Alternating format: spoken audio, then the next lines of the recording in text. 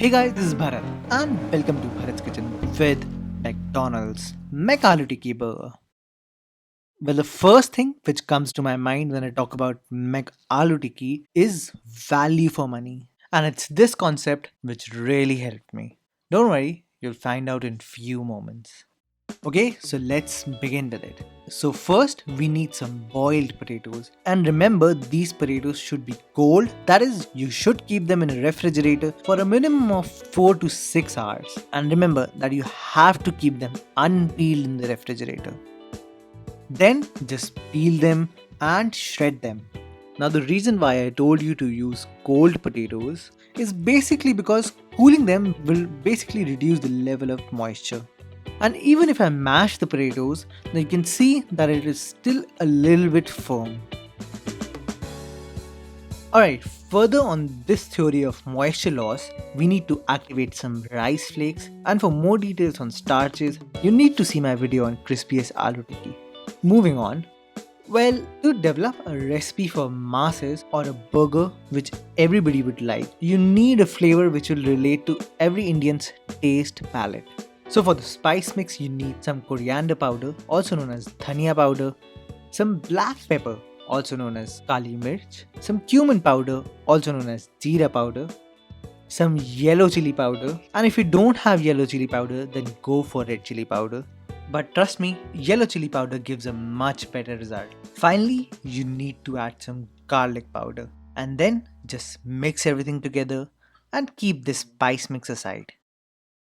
Okay, this burger patty doesn't contain any veggie, unlike the McVeggie burger, except it has some peas. And also, the spice mix of the burger is quite different.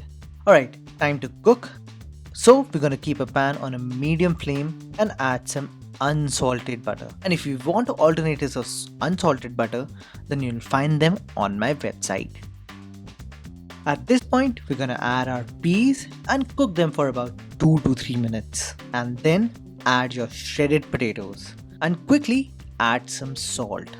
So in about 2 to 3 minutes, the salt will start to release the moisture in the potatoes, and it's the best time to add your rice flakes and your spice mix. And yes, I forgot to add turmeric powder in the spice mix, but please you don't forget it. I think I should stop eating junk food and eat almonds now. Alright, turn the flame off and mash everything together. And now you need to let this mix cool down as soon as possible. So we're gonna keep this in a freezer, and it is very essential to make this mix into a veggie sausage, which is very easy by the way. So what I've done here is that I've taken a cling wrap and kept the potato mix on a side and just roll it. And simply with the help of a rubber band, tie on both the sides and squeeze it just a little bit on the corners, and so there you go, your veggie sausage is ready. So just keep this sausage in the freezer for about 1 hour. Now I know that you all must be thinking that this burger is quite similar to the McVeggie burger, but I'd say that it's inspired from the McVeggie, and apart from the technique, it's actually quite different. You see, when I was trying to decode the recipe, I realized how well designed this recipe is. I was actually astonished by what was given to me and at what price, and how it hit the taste buds at the right spot. You see, unlike an expensive burger, this doesn't have any sesame bun. It also doesn't have lettuce, nor the spice mix of the patty is too radical, but it still delivers. So the next step is to make the orange tangy mayo. Now keep this in mind that this burger is all about value for money and taste. So one thing that the senses likes to eat with the burger is ketchup.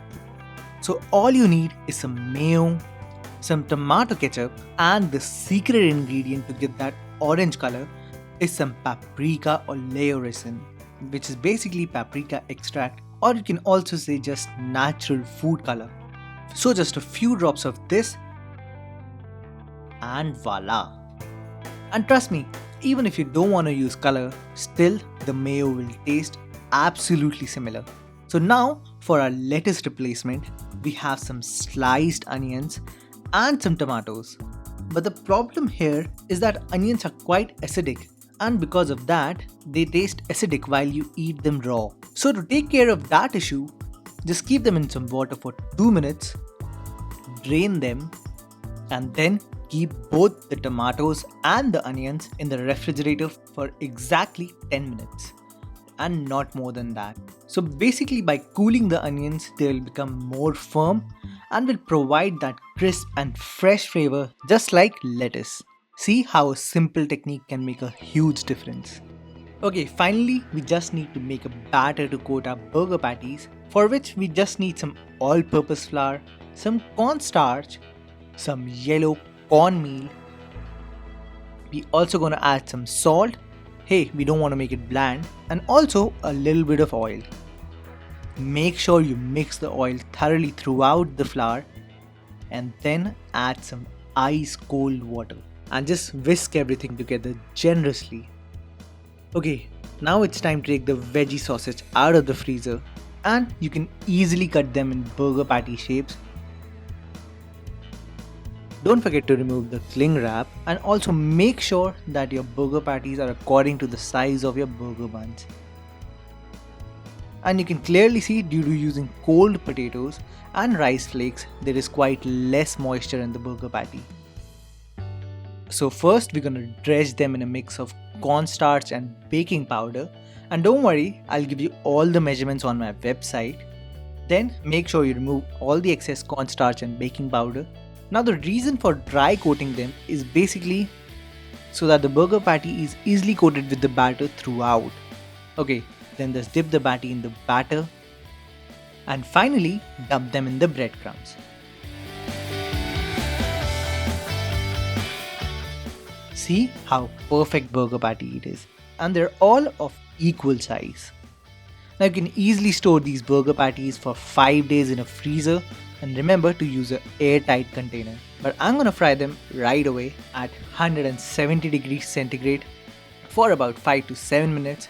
Or if you want to bake them, then you can also bake them at 220 degrees centigrade for about 10 to 12 minutes. So just fry them until they are golden brown or until they look like this. So finally, all you need is some toasted burger buns. Now I'm going for a regular bun. You can go for a sesame bun also.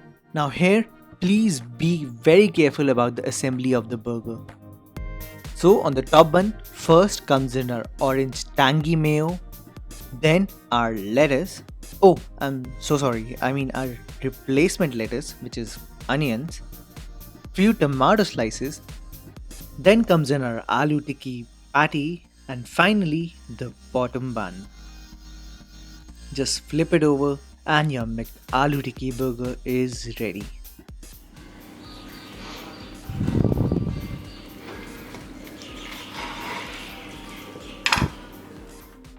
So there you go guys, how to make McDonald's aloo tikki burger.